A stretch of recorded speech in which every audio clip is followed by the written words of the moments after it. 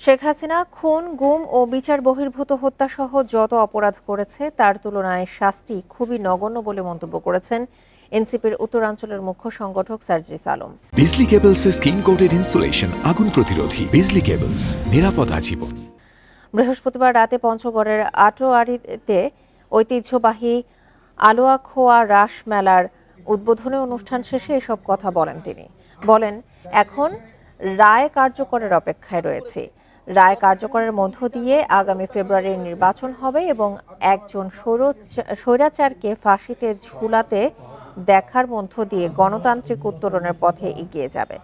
ভারত যতদিন শেখ হাসিনাকে ফেরত দিবে না ততদিন বাংলাদেশ নিয়ে তাদের মন্তব্য গুরুত্বপূর্ণ নয়। আরও বলেন, গণভোটে যারা ন্যায়ের পক্ষে থাকবে তারা বাংলাদেশপন্থী হতে পারে না। যে খুনি হাসিনা তার সময়কালে যত অপরাধ করেছে, যত গুম খুন বিচার বহির্ভূত হত্যাকাণ্ড করেছে, এগুলোর তুলনায় তার এই শাস্তি খুবই নগণ্য। আমরা এখন সেই শাস্তি কার্যকর হওয়ার অপেক্ষায়